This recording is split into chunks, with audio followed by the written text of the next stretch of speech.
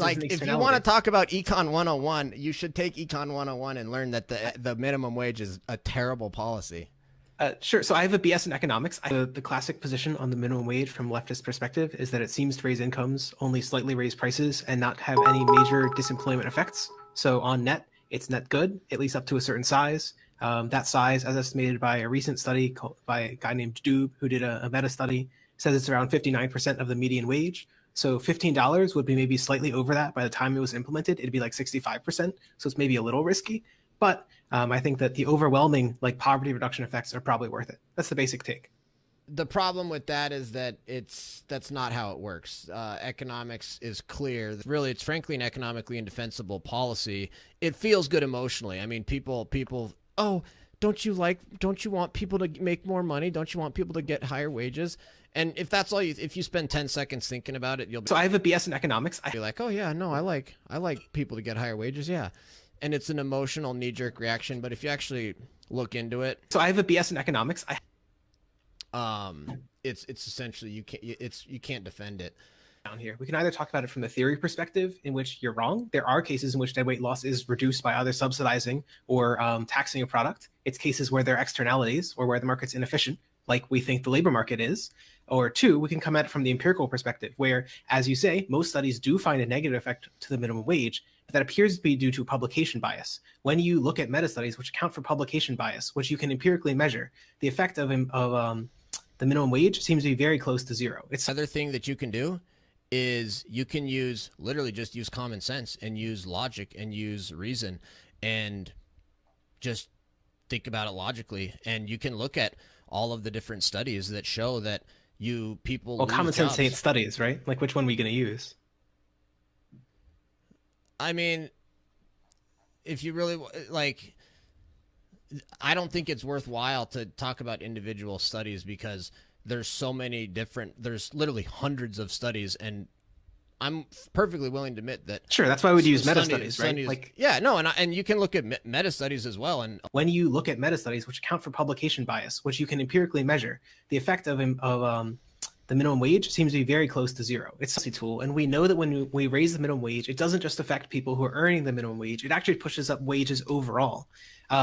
It literally shifts the entire spectrum upwards. And there's two ways that it does this. One is that it increases pressure on employers to pay more wages so that they can compete for employees.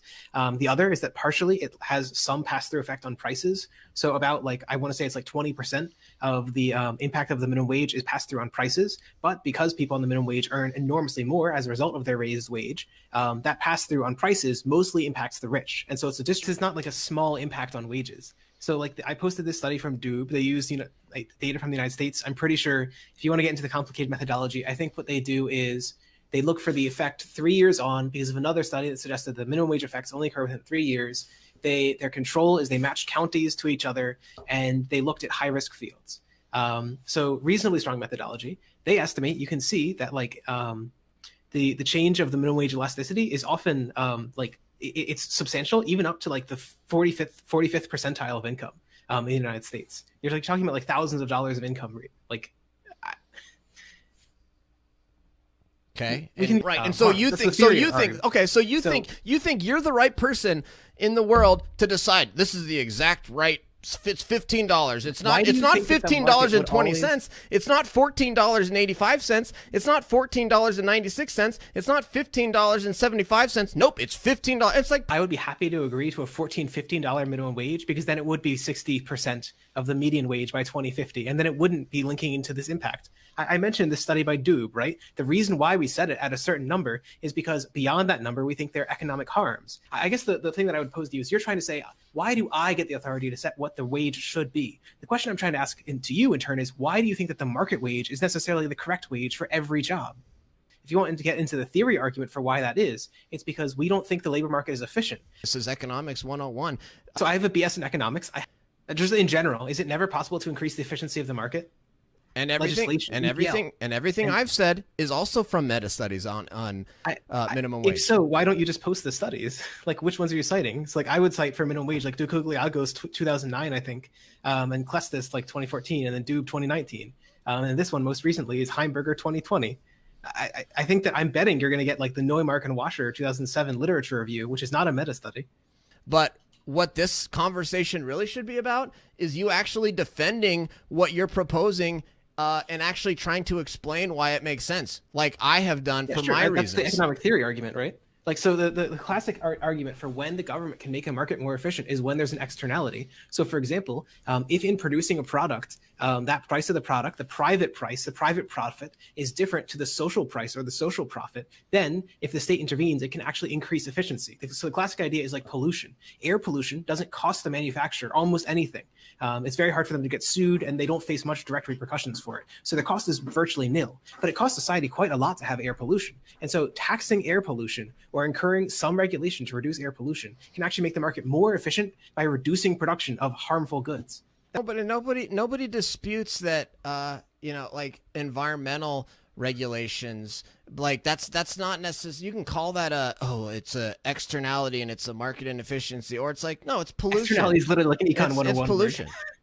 Like, if you want to talk about Econ 101, you should take Econ 101 and learn that the minimum wage is a terrible policy. Sure. So I have a BS in economics. I have taken Econ 101, and like externality is the general class of pollution. And so the idea is that in the minimum wage, we might think that there's an externality or an inefficiency of the market. And in those cases, it would be efficient to impose something on the market to make it closer to social. What I'm saying is you can call it whatever you want. So in the general class, do you think that the role of the government, one of the roles of the government should be to try and solve externalities like pollution? Sure. Yeah, that's for sure. So the classic argument for why people are paid less than what they should be paid in like wage markets is that there's what's called monopsony, that employers have a lot of power to choose who they sell and who they don't. And so they can force employees to be underpaid because you got to work. And so people will work for less than what they're truly worth. They don't have equal bargaining power. This is like a very, very simple model, but it seems to be reasonably predictive of why people are underpaid and why there'll be a point at which you can't go above that point. Once you raise worker power. Something that you made up because you think they're underpaid. So I have a BS in economics. And that's because it's an emotional feel good argument. If you think about it for 2 seconds. So I have a BS in economics. I like it. If you actually look into it and you actually study it, you realize I like it. Well, no, your position is that people don't think they're underpaid. And then I said, well, people think they want the $15 minimum wage. And since that would raise incomes for about half of the country, then probably most people do think that they want an increase. No, I said work for $10 an hour. Then, you're willing to go work for $10 an hour. Okay, I just don't think this just doesn't seem to be actually what's true in reality. We can raise workers' wages without it harming the economy. If it harmed the economy, then this was just that we're raising it what beyond the market can handle. I think that there's a difference in like critiquing the methodology of a study because like it is blatantly using incomparable numbers and then lumping them together, which is what Shirley and Neumark 2021 does, and like Ducogliago's 2014, where what they do is they try and control for like publication bias, which you can literally see. I can show you this like the funnel graph.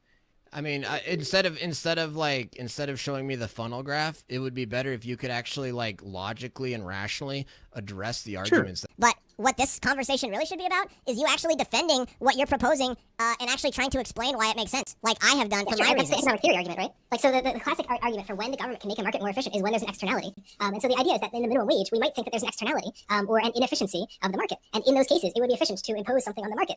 So the classic argument for why people are paid less than what they should be paid in like wage markets is that there's what's called monopsony, that employers have a lot of power to choose who they sell and who they don't. And so they can force employees to be underpaid because you got to work. And so people will work for less than what they're truly worth. They don't have equal bargaining power. This is like a very, very simple model, but it seems to be reasonably predictive of why people are underpaid and why there'll be a point at which you can't go above that point. Once you raise worker power. Okay, I just don't think this just doesn't seem to be actually what's true in reality. We can raise workers' wages without it harming the economy. If it harmed the economy, then this was just that we're raising it what beyond the market can handle. Yeah, it's monopsony. Yeah, the logical argument for why this works is monopsony, that workers don't have as much power as employers do because more employers and fewer possible jobs than the number of workers. And it's really hard to get labor markets like that.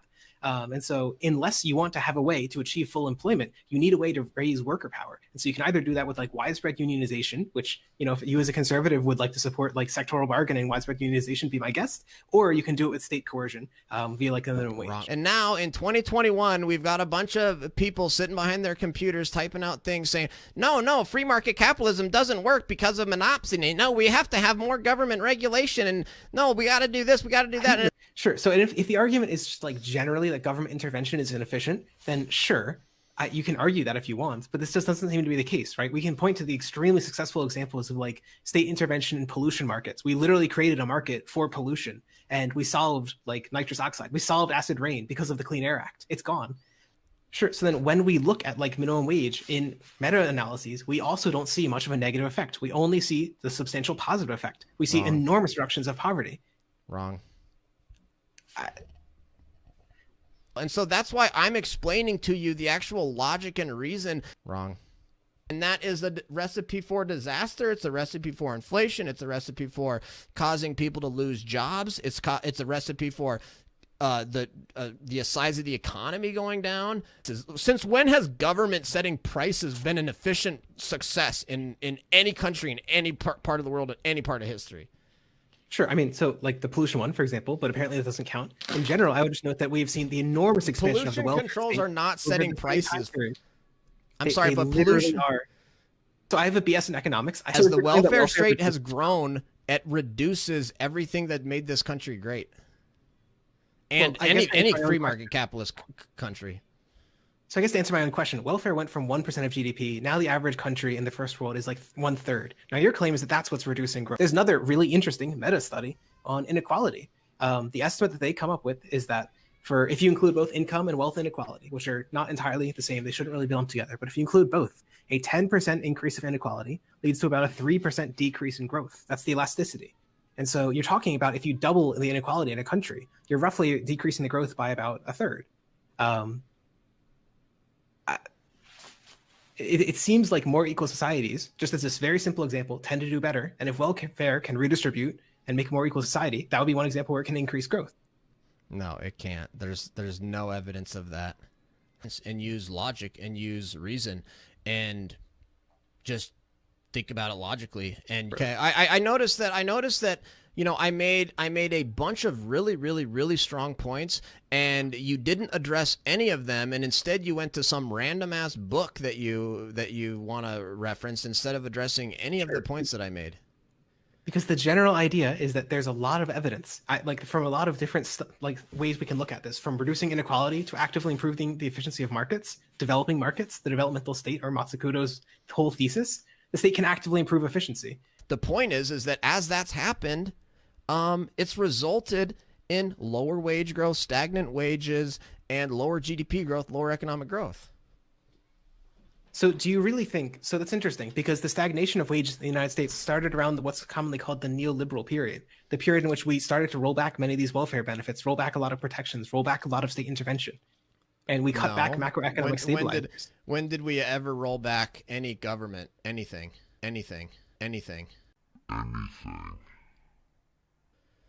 Were you not there for like the Clinton welfare reforms? 2/3 of people got kicked off TANF. Like, were you not there for Reagan? The enormous reduction of taxes we've seen over time? There was a fun study that came out a little bit earlier. I want to say it's called like Snap Entrepreneurs, and it's all about how like recipients of welfare are actually substantially more likely to create small businesses. They're substantially more likely to innovate in their communities. That welfare literally grows GDP by like producing healthier and like more intelligent and more able to work children. Do you disagree with like the ability of increasing human capital via like state expenditure? Yeah, I don't support welfare at all.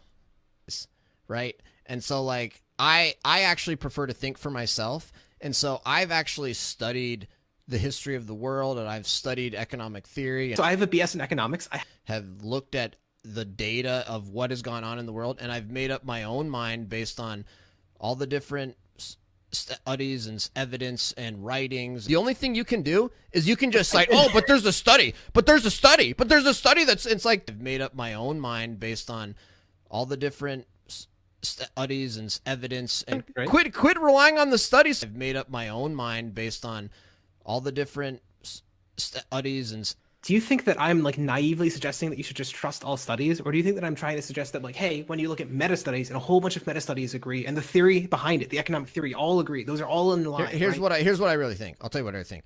I think that you love left-wing academics who put out a bunch of left-wing studies, and you don't think for yourself, and you find these left-wing academics at left-wing universities that put out left-wing studies, and you take them, and you think you have this religious faith, you think they're God, You worship these academics that put out studies. You don't parrot it. You can't. You don't think. You're not thinking for yourself. You're just parroting whatever the latest academic said. How would we be able to verify which one of us is a more independent thinker? Do you think that when you look at like statistics, when you look at GDP growth, it doesn't filter through your own biases? Do you think that you are like able to rise above this, but I, by virtue of having a different political opinion, I'm unable to do so? Are we all sheep, but you are the only one who can see through the lies? Do you want to talk about the logical arguments for these? Like for the income inequality one, it's pretty clear. The channels there we think are pretty simple. When people are poor, they can't invest in their own human capital. They can't invest in their own education because they don't have the resources to do so. And so because they don't do so, they're worse workers. They provide less to the economy. And like it's one of the simplest, easiest to understand channels. And it seems to be very, very true in everything we observe. It's one of the simplest ways to understand why income inequality might hurt economic growth.